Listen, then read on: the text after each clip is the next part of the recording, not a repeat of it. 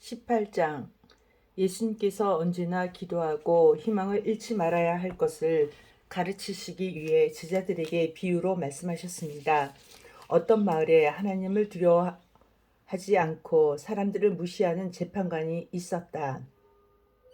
그 마을에 과부가 한 명 있었다. 그는 재판관을 찾아가서 말하였다. 내 원수를 갚아주십시오.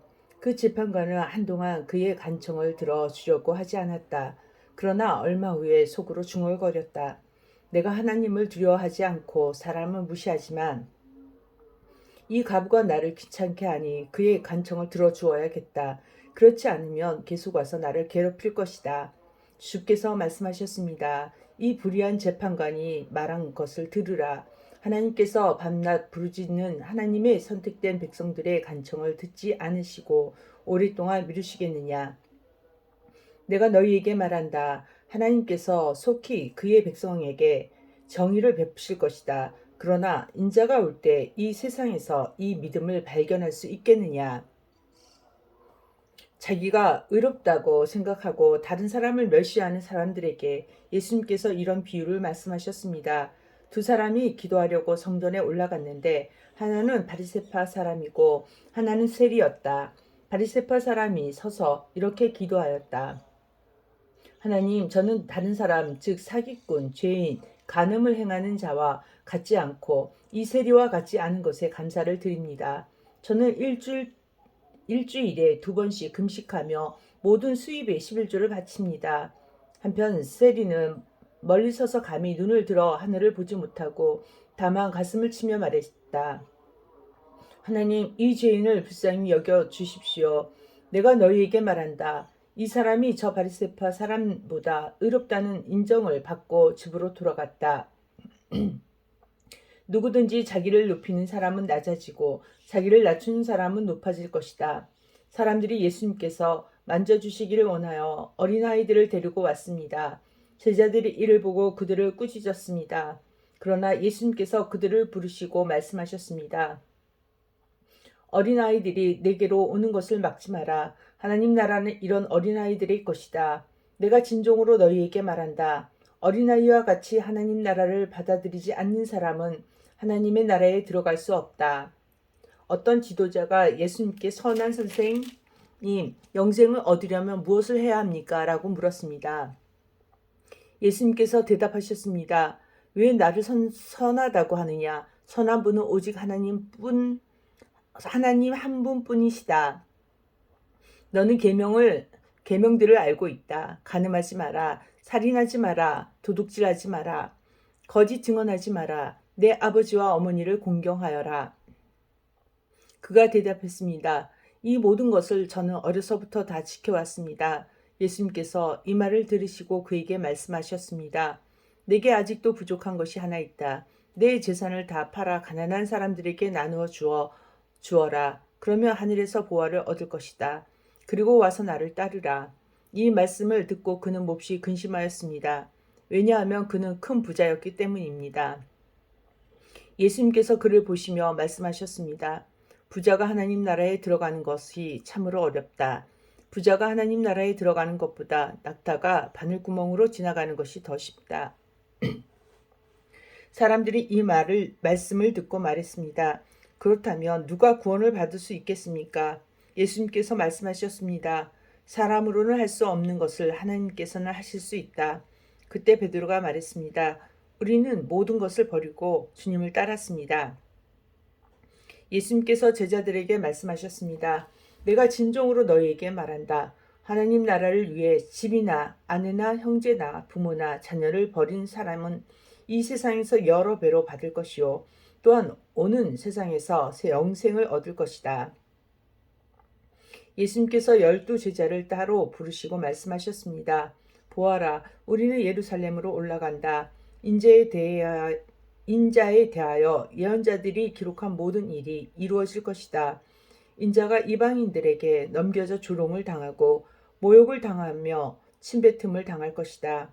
그리고 이방인들이 인자를 채찍질한 후 죽일 것이다. 그러나 3일 만에 다시 살아날 것이다. 그러나 제자들이 이 말씀을 하나도 이해하지 못하였습니다. 이 말씀의 뜻이 감추어져 있어서 제자들은 예수님이 하시는 말씀을 이해하지 못하였습니다. 예수님께서 여리고에 가까이 가셨을 때였습니다. 어떤 보지 못하는 사람이 길가에 앉아 구걸하고 있었습니다. 많은 사람들이 지나가는 소리를 듣고 그가 무슨 일인지 물었습니다. 사람들이 나사렛 예수님이 지나가신다고 말해 주었습니다. 그러자 그는 큰 소리로 외쳤습니다. 다윗의 자손 예수님, 제게 자비를 베풀어 주십시오. 앞서가던 사람들이 그를 엄히 꾸짖으며 조용히 하라고 했습니다. 그러나 그는 더욱 큰 소리로 외쳤습니다. 다윗의 자손이여, 제게 자비를 베풀어 주십시오. 예수님께서 걸음을 멈추시고 그를 데려오라고 명하셨습니다. 그가 가까이 왔을 때 예수님께서 물으셨습니다. 무엇을 해주기를 원하느냐? 그러자 그가 대답하였습니다. 주님, 다시 보기를 원합니다. 예수님께서 그에게 말씀하셨습니다. 눈을 떠 보아라. 내 믿음이 너를 낫게 하였다. 그 즉시 그가 눈을 뜨고 예수님을 따르며 하나님께 영광을 돌렸습니다. 모든 사람들이 이것을 보고 하나님께 찬양을 드렸습니다. 19장. 예수님께서 여리고에 들어가 거리를 지나시는 중이었습니다. 여리고에는 삭개오라는 사람이 있었습니다. 그는 세리장이었고 부자였습니다. 삭개오는 예수님이 어떤 분인지 보려고 하였으나 사람들 때문에 볼 수 없었습니다. 그는 키가 작았던 것입니다. 그는 예수님을 보려고 앞서 달려가서 뽕나무에 올라갔습니다. 왜냐하면 예수님께서 그 길을 지나실 것이었기 때문입니다. 예수님께서 그곳에 이르러 위를 쳐다보시고 삭개오에게 말씀하셨습니다. 삭개오야, 어서 내려오너라. 오늘 내가 네 집에서 묵어야 하겠다. 삭개오가 빨리 내려와 예수님을 기쁘게 맞이했습니다. 사람들은 이것을 보고 모두 수군거렸습니다. 저 사람이 죄인의 집에 묵으려고 들어갔다. 삭개오가 서서 주님께 말씀드렸습니다. 주님, 제 재산의 절반을 가난한 사람들에게 주겠습니다. 그리고 제가 남의 것을 속여 얻은 것이 있으면 4배로 갚겠습니다. 예수님께서 삭개오에게 말씀하셨습니다. 오늘 이 집에 구원이 찾아왔다. 이 사람도 아브라함의 자손이다. 인자는 잃어버린 사람을 찾아 구원하러 왔다. 사람들이 예수님의 말씀을 듣고 있을 때 예수님께서 비유를 들어 말씀해 주셨습니다. 이 비유를 드신 것은 예수님께서 예루살렘에 가까이 오셨으므로 사람들이 곧 하나님 나라가 나타날 것으로 생각하였기 때문입니다. 예수님께서 말씀하셨습니다. 어떤 귀족의 왕위를 받아오려고 먼 나라로 가게 되었다. 그는 10명의 종을 불러 한 문화씩 10문화의 돈을 나누어 주면서 말했다. 내가 돌아올 때까지 장사를 하여라. 그러나 그의 백성들을 그를 미워하여 밀사를 뒤따라 보내어 왕위를 줄 사람에게 말을 전하였다. 우리는 이 사람이 우리의 왕이 되는 것을 원하지 않습니다. 그러나 그 귀족은 왕위를 받아 가지고 돌아와서 돈을 맡겼던 종들을 불러 장사를 어떻게 했는지 알아보려고 하였다. 첫 번째 종이 와서 말했다. 주인님의 한 문화로 10문화를 만들었습니다. 왕이 그에게 말했다. 잘하였다, 착한 종아. 내가 아주 작은 일에 충실하였으니 내게 10마을을 맡기겠다. 두 번째 종도 와서 말했다. 주인님의 한 문화로 5문화를 만들었습니다. 왕이 그에게 말했다. 내게는 5마을을 맡기겠다. 그런데 또 다른 종이 와서 이렇게 말하였다. 주인님의 돈을 보십시오. 내가 이것을 수건에 싸두었습니다. 주인님은 엄하신 분이라 제가 주인님을 두려워하여 그렇게 했습니다. 주인님은 맡기지 않은 것을 가져가고 심지도 않은 것을 거두어 들이십니다. 그러자 주인이 그에게 말하였다. 이 악한 종아, 내가 한 말로 너를 판단하겠다. 너는 내가 맡기지 않은 것을 가져가고 심지도 않은 것을 거둬들이는 엄한 사람으로 알았느냐? 그렇다면 왜 내 돈을 은행에 맡겨 내가 돌아왔을 때 이자와 원금을 받게 하지 않았느냐? 그리고서 주인은 곁에 선 사람들에게 말했다. 저에게 있는 문화를 빼앗아 10문화 가진 사람에게 주어라.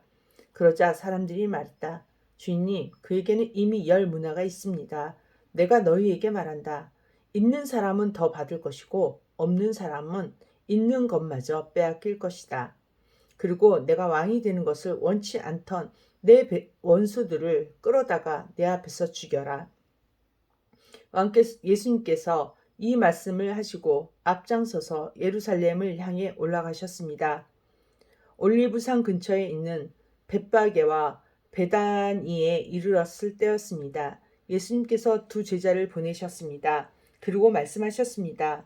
맞은편 마을로 가거라. 그곳에 들어가면 아무도 타보지 않은 나귀 새끼 한 마리가 매어 있는 것을 볼 것이다. 그것을 풀어 이리 끌고 오너라. 만일 누가 왜 나귀를 푸시오 하고 묻거든 주님께서 필요하시답니다. 라고 말하여라. 보냄을 받은 제자들이 가보니 예수님께서 말씀하신 대로 나귀 새끼를 발견했습니다. 그들이 나귀 새끼를 풀자 주인이 그들에게 물었습니다. 왜 나귀 새끼를 푸시오? 제자들이 대답했습니다. 주님께서 필요하시답니다. 제자들이 나귀를 예수님께 끌고 와서 자기들의 겉옷을 벗어 나귀의 등에 펴고 예수님을 태웠습니다. 예수님께서 가실 때에 사람들이 겉옷을 벗어 길에 펼쳤습니다. 예수님께서 올리브산 비타길 가까이 오셨을 때 모든 제자들이 기뻐하며 큰 소리로 하나님을 찬양하였습니다. 그것은 이들이 여러 가지 기적을 목격했기 때문입니다. 주님의 이름으로 오시는 왕에게 복이 있다. 하늘에는 평화, 가장 높은 곳에는 영광. 그러자 사람들이 사이에 있던 몇몇 바리새파 사람들이 예수님께 말했습니다.